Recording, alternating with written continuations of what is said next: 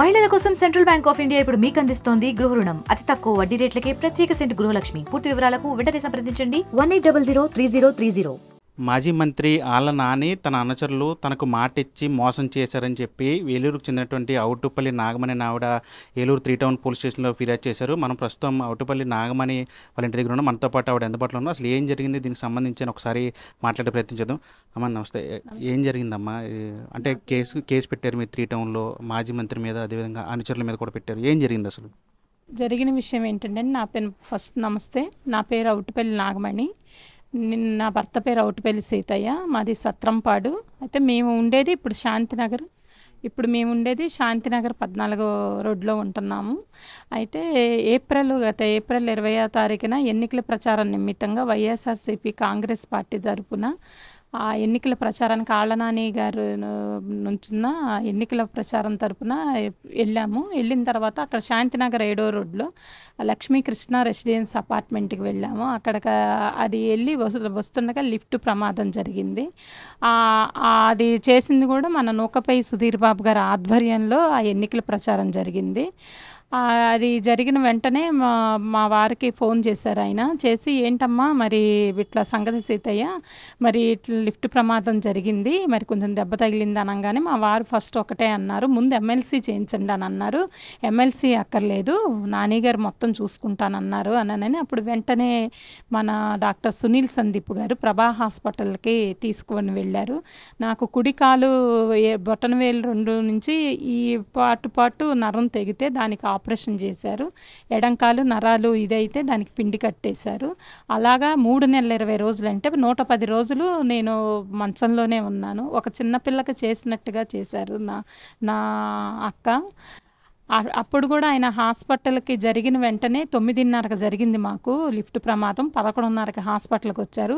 మాకు జరిగినప్పుడు ఆయన అప్పుడు ఎన్నికల ప్రచారంలో ఉన్నామని వెంటనే తెలియంగానే 11:30కల్లా వచ్చి, అమ్మ మీకు ఎటువంటి ఇబ్బంది లేదు, నాది మీకు భరోసా నేను ఇస్తున్నాను, నేను ఉన్నాను అని ఆయన దగ్గర మేము ఇప్పుడు కాంగ్రెస్ పార్టీ దగ్గర నుంచి, ఆయన కాంగ్రెస్ పార్టీలో ఉన్నప్పుడు ఆయన దగ్గర చేసాం. వైఎస్ఆర్సీపీ కాంగ్రెస్ వచ్చిన తర్వాత కూడా ఆయన దగ్గరే గత 20 ఏళ్ల దగ్గర నుంచి నేను నా భర్త ఇద్దరం కూడా కార్యకర్తల దగ్గర ఆయన దగ్గరే చేస్తున్నాం. ఏ రోజును కూడా మేము ఆయన్ని ఏమీ ఆశ్రయించింది లేదు, ఏమీ అడిగింది కూడా లేదు. ఏంటంటే ఒక అభిమానంతో మేము ఆయన దగ్గర ఇట్లాగ చేశాము. అయితే ఆయన ఆ రోజున ఆ మాట ఇచ్చి తర్వాత వస్తానమ్మా, నేను వస్తాను, మళ్ళీ నేను వస్తానమ్మా అని చెప్పెళ్ళిన మనిషి ఇప్పటివరకు కూడా, ఇప్పటికీ 6 నెలలు వస్తుంది, ఇప్పటివరకు కూడా మాకు కనీసం ఏమీ ఆయన ద్వారా వచ్చింది ఏమీ లేదు. ఆయన మమ్మల్ని పలకరించిన దాఖలు కూడా ఏమాత్రం లేదు. సర్లేని ఎలక్షన్స్ అయిపోయిన తర్వాత మా వారు ఆఫీస్కి వెళ్ళారు. వెళ్ళినప్పుడు కూడా ఏంటి అయ్యానని కూడా, ఎలాగుందని కూడా పలకరించింది లేదు. నేను ఒక్కటే చెప్తున్నాను, వైఎస్ఆర్సీపీ కాంగ్రెస్ పార్టీ తరఫున ఏలూరు మహిళలందరికీ, ఆ డిప్యూటీ సీఎం ఆళ్ల నాని గారికి కార్యకర్తలకు మహిళకు ఒకటే చెప్తున్నాను, నాకు జరిగిన అన్యాయం ఏ మహిళలకి జరగకూడదు. కనీసం ఒక మనిషి, ఒక సాటి మనిషిగా కూడా ఆయన వచ్చి పలకరించింది లేదు. ఏంటంటే ఇదే విషయం మీద మీరు కంప్లైంట్ చేస్తారు. కంప్లైంట్లు ఏమని కంప్లైంట్ చేస్తారు? ఎవరెవరి మీద? ఆళ్ల నానితో పాటు ఇంకెవరెవరి మీద కంప్లైంట్ చేస్తారు? ఆళ్ల నాని గారితో పాటు మాకు ఎన్నికల ప్రచారం జరిగింది. డిప్యూటీ మేయర్ గారు నూకపై సుధీర్ బాబు గారు ఆధ్వర్యంలోనే జరిగింది. ఆయన దిరిశాల వరప్రసాద్ గారు, జీలికాను రాంప్రసాద్, కూరెళ్ళ రాంప్రసాద్ గారి మీద మేము పెట్టాము. ఈయన మా వారు ఇది జరిగిన తర్వాత మా ఆయన గారు ఆఫీస్కి వెళ్ళారు. నాన్నగారు ఇంటికి వెళితే వాళ్ళు కనీసం నాన్నగారు ఇంట్లో ఆయన లోపల ఉండి కూడా లేరు అని చెప్పారు. ఎందుకంటే మా కులం చాకలి కులం మాది. మేము చేసేది మనీ మ్యారేజ్ బ్యూరో. ఇప్పటివరకు 20 ఏళ్ళు కూడా చాలామంది మాకు ఇది కావాలి అది కావాలని ఆశ్రయించిన వాళ్ళు ఆయన. మేము ఏ రోజున ఆయన్ని ఇది చేయలేదు. కానీ ఏంటంటే నాకు ఒక్కటే, ఇప్పుడు నాకు ఏంటంటే ఇంత ఇదిగా చేసినా సరే ఒక సాటి అమ్మాయి అని కూడా ఆయనకి లేకోకుండా, మహిళ అని కూడా చూడకుండా, అంటే ఓడిపోతే ఇంకా మనుషుల్ని ఇట్లానే వదిలేస్తారండి. అంటే వాళ్ళకి కావాల్సింది ఏంటంటే, ఇప్పుడు తెలుస్తుంది ఏంటంటే వాళ్ళకి కావాల్సింది ఏంటంటే, వాళ్ళు బయటకు వచ్చినప్పుడు ప్రజలు కావాలి, అంతేగాని ప్రజల్లో ఉన్న కార్యకర్తల అది మగాళ్ళ కార్యకర్తలు అవ్వచ్చు, మహిళ కార్యకర్తలు అవ్వచ్చు, కానీ ఇంకా పట్టించుకోరు. ఎందుకంటే వాళ్ళు ఓడిపోతే ఇంకా పట్టించుకోరు. వీళ్ళ సావు ఇట్లానే చావాలి, వీళ్ళు ఇట్లానే ఉండాలి అని అంటే, ఇదేం ప్రజానాయకుడండి? నాయకుడండి అంటే వెళ్ళి ఆఫీస్కి వెళ్ళి కలిసారు లేరని చెప్పించారు. మీరు ఎప్పుడైనా ఫోన్లో ఆయన్ని మాట్లాడే ప్రయత్నం ఎప్పుడైనా చేశారా? ఆయన స్పందించారా? ఫోన్లు చేస్తే ఫోన్లు మట్టికి తీయలేదండి. ఫోన్లో మెసేజ్ కూడా పెట్టాము, దానికి రిటర్న్ మెసేజ్ కూడా పెట్టలేదండి. జూన్ 4వ తారీఖున రిజల్ట్స్ ముందు నాకు మేయర్ గారు ఫోన్ చేశారు, సుధీర్ బాబు గారు. ఏమ్మా ఎలా ఉంది అని అంటే, ఎలా ఉంటుంది సారు, ఇంకా 25 రోజులు పడుతుందండి, మంచంలోనే ఇంకా మంచంలోనే ఉన్నామమ్మ. అవును సార్, ఇంకా మంచంలోనే ఉన్నానండి, ఇంకొక 20 రోజులు కానీ కొంచెం లేచి స్టాండ్ పట్టుకొని నడవచ్చు అని అన్నారండి. ఇది సార్ మరి మా పరిస్థితి ఏంటమ్మా అని అంటే, చూద్దామమ్మా అని అన్నారు. కానీ ఆయన కూడా అసలు ఏమి కూడా ఎటువంటి రెస్పాన్సిబిలిటీ కూడా ఇవ్వలేదు. తర్వాత మేము మా వారు పోలీస్ స్టేషన్కి వెళ్ళి కేసు పెట్టిన తర్వాత 100 రోజులకి ఆయన ఇంటికి వచ్చారు, నూకపేట సుధీర్ బాబు గారు.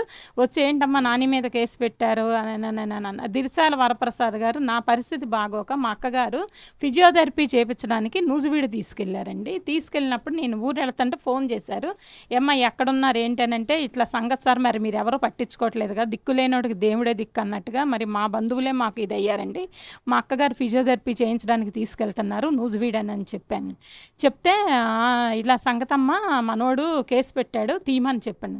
ఏంటి కేసు పెట్టాడు తీయమండి చెప్పండి అని అంటే, ఇప్పుడు మీకు బాధ అనిపిస్తుంది, మరి మేము ఇంత మటుకి కనీసం మీరు కూడా వచ్చి వెనక్కి తిరిగి చూడలేదు, ఒక సత్రంపాడు అయ్యి ఉండి తోటి కార్యకర్తను కూడా పట్టించుకోవడానికి కూడా మీరు పట్టించుకోలేదు, ఇవాళ మీకు పెట్టామన్న ఉద్దేశం రాబట్టి మీరు గబాలను మీరు ఫోన్లు చేస్తున్నారా, ఏదన్నా మాట్లాడాలనుకుంటే రెండప్పుడు నేను మాట్లాడతానని. ఏమని చెప్పారు మీకు? ఫోన్ చేసి కేసు తీసుకోమని చెప్పండి, బెదిరించడం లాంటిది అట్లా ఏమని చెప్పారు? మనోడిని కేసు తీసేసేయండి అని దిశాల వరప్రసాద్ గారు ఫోన్లో అన్నారు. అంటే దానికి నేనేమన్నానంటే, ఫోన్లో మాట్లాడడం కాదండి, మీరు నా దగ్గరకు వచ్చి నాతో మాట్లాడితే అది వేరేగా ఉంటుంది, మీరు వచ్చినప్పుడు నేను మాట్లాడతాను, అంతేగాని నేను మటుకి ఇప్పుడు నేను ఆయనకి చెప్పడానికి కూడా నేను సరిపోను. ఎందుకంటే బాధపడింది మేము, దాన్ని అనుభవించేది మేము కాబట్టి మాకు తెలుసండి. 110 రోజులు నేను మంచంలో ఉన్నాను, ఈ రోజుల్లో చిన్నపిల్లలకు చేయడానికే చేయలేని పరిస్థితి. అలాంటి 46 సంవత్సరాలు నన్ను నా అక్క, నా చెల్లి, నా తల్లి చిన్నపిల్లలాగా చూశారు. కనీసం ఏ రోజున కూడా మీరు వచ్చి మమ్మల్ని పలకరించింది లేదు. ఏదో ఒక రోజున ఇటు వార్డు ఎన్నికల ప్రచారానికి వచ్చి ఏదో చూద్దాంలే అన్నట్టుగా వచ్చి చూసేసేసి వెళ్ళారు, కానీ మీరు ఇప్పటి వరకు కూడా మీరు పట్టించుకుంది లేదు అని ఆ రోజున నేను ఆయనతో మాట్లాడడం జరిగింది. తర్వాత నూకపేట సుధీర్ గారు, గుడిదేశ శ్రీను గారు, జాన్ గారు, వీళ్ళు ముగ్గురు వచ్చారు. అమ్మ ఏంటి అని అంటే, ఇది ఎందుకంటే మేము చేసుకుంటేనే మా గడిసే పరిస్థితులండి మావి, అలాంటిది మరి ఆయన గురించి వెళ్ళి కనీసం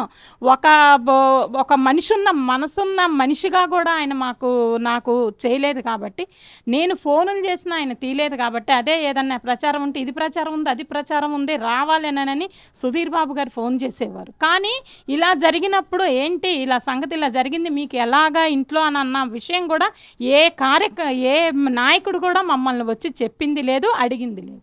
పార్టీ ప్రచారంలోనే మీరు గాయాల పాలయ్యారు అంటే, పార్టీ నుంచి కానీ లేదంటే లోకల్లో ఉన్న నాయకులు కానీ ఎవరైనా ఆర్థిక సాయం ఏమైనా చేశారా? హాస్పిటల్కి ఎంత ఖర్చు అయింది మొత్తం? ఇప్పటికి సుమారు మాకు ఈ వీటికేంటి మందులకేంటి మొత్తం ఎట్లేదన్నా మాకు ఇప్పటికి 4-5 లక్షలైంది. 4-5 లక్షలైంది. ఎందుకంటే నేను షుగర్ పేషెంట్, దానితో నాకు ఇంకో ప్రాబ్లం వచ్చింది, ఈ చేతులు కూడా కండరాలు పట్టేసేసి చేతులు కూడా లేవడానికి లేదు.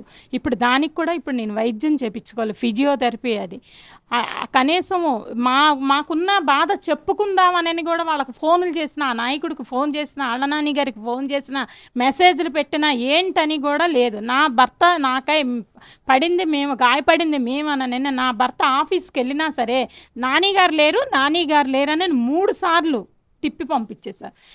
ఎలక్షన్స్ రిజల్ట్స్ వచ్చిన తర్వాత మా వారు మళ్ళీ ఆయన దగ్గరికి వెళ్ళి కలిసి వద్దాము అని మా ఆయన గారు వెళ్ళిన ఆయన చూసుకుంటూ వెళ్తూ వచ్చేటప్పుడు ఏ సీతయ్య అని భుజం మీద చెయ్యేశారు, కానీ అమ్మాయికి ఎలాగుంది అన్న మాట కూడా పలకరించలేదు. ఇది ఆయన చేసిన నిర్వాహం. ఆయన ఇచ్చిన 20 సంవత్సరాల కార్యకర్తగా ఉన్నందుకు, నేను నా భర్త కార్యకర్తగా ఉన్నందుకు నాకు 20 సంవత్సరాలు ఇచ్చిన ఇది బహుమతి డిప్యూటీ సీఎం ఆళ్ళనాని గారు. కేసు పెట్టిన తర్వాత అయినా ఆళ్ళనాని గారు ఏమైనా మాట్లాడే ప్రయత్నం చేశారా, లేదా ఇంటికి ఎవరైనా వచ్చి మాట్లాడి రాజీ చేసే ప్రయత్నం ఏమైనా చేశారు? రాజీ చేయడానికి 100 రోజులు అయిన తర్వాత సుధీర్ బాబు గారు వచ్చి ఇది విషయం అని చెబితే మా పరిస్థితి లాగుంది, మాకు 5 నెలల నుంచి మేము కూడా ఇంట్లో పరిస్థితులు బాగోలేదంటే ఒక 10,000 తీసుకొచ్చిస్తే ఆ 10,000 రిటర్న్ నేను పంపించేస్తానండి. తర్వాత రోజున రెండో రోజున గుడిదేశ్ శ్రీను గారు జాన్ గారు ఆయన వచ్చారు 50,000 తీసుకొని. మాకొద్దు అని మేము చెప్పేసేసాము. ఎందుకంటే నాకు జరిగింది అప్పటికీ కూడా ఆయన రాకోకుండా ఆయన నాయకుల్ని ఆయన అనుచరులను పంపించారు. ఇప్పుడు మనకి వచ్చేసి ఎవరైనా సరే మనం బాధలో ఉన్నాము అని అంటే పక్కన ఉన్న వాళ్ళు గబాగబాలను వచ్చి పలకరిస్తారు. ఆయన కోసం ఎన్నికల ప్రచారానికి వెళ్ళి నేను ఇంత అదే నేను చచ్చిపోయినట్టయితే ఈ పాటికి ఎప్పుడో ఇదైపోయేదండి.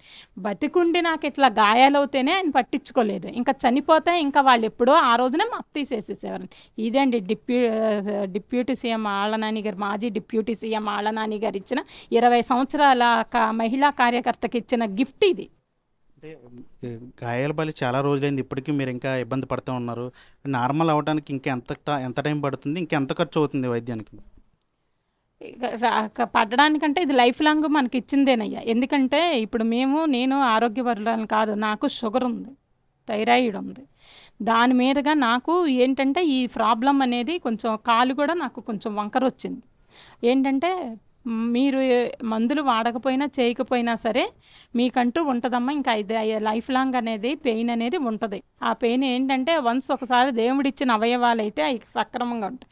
అది మనకు డ్యామేజ్ అయింది కాబట్టి అది ఏ చిన్న మనకి వీక్నెస్ కనిపించినా కాలు మీద పడుతుందని అన్నమాట చెప్పారు. అంటే ఇప్పుడు వరకు ఒకసారి కూడా ఆళ్ళనాని మీతో మాట్లాడలేదు అంటే ఇప్పుడు ఏం చెప్పాలనుకుంటున్నారు ఆయనకి? మా ఆర్టీవీ ద్వారా ఏం చెప్తారు ఆళ్ళనాని? నేను చెప్పదలసింది ఒకటి, ఆర్టీవీ ద్వారా నాకు జరిగిన అన్యాయానికి నాకు నష్టపరిహారం ఇవ్వాలి. నాకులాగా వైఎస్ఆర్సీపీ కాంగ్రెస్ మహిళా కార్యకర్తలకి మాజీ డిప్యూటీ సీఎం గారు ఆధ్వర్యంలో మహిళలకి ఇలా జరగకూడదు. మహిళలందరూ మీరు కూడా చాలా ఎలర్ట్గా ఉండండి, నేను చెప్పేది అది. అందుకనే నేను ఏలూరు 3 టౌన్ పోలీస్ స్టేషన్ వారిని సంప్రదించి నేను కేసు పెట్టి కోర్టు ద్వారా నేను ఎఫ్ఐఆర్ చేయించాను. నాకు తగిన న్యాయం జరగాలని ప్రార్థిస్తున్నాను. ఇది మొత్తంగా అవుటపల్లి నాగమణి చెప్తున్నారు. తాను పార్టీ కోసం దాదాపు 20 ఏళ్ళుగా ఆళ్ళనాని వెంట తిరుగుతూ ఉన్నాను. ఆయనతో పాటు ప్రచార కార్యక్రమాల్లో పార్టీ కార్యక్రమంలో పాల్గొని పార్టీ అభివృద్ధి కోసం ఎంతో కృషి చేశాను. కానీ నాకు కష్ట సమయంలో పార్టీ కాదు కదా, కనీసం ఆళ్ళనాని కూడా పట్టించుకోలేదు. 20 ఏళ్ళ పాటు ఆయన అనుచరులుగా నేను నా భర్త ఉన్నాము. కానీ మేము కష్టాల్లో ఉన్నప్పుడు ఆయన కనీసం మా వైపు కన్నెత్తి కూడా చూడలేదు. ఇప్పటికైనా సరే ఏలూరుకు చెందినటువంటి మహిళా కార్యకర్తలు కానీ పార్టీ నాయకులు కానీ ఆలోచించాలి.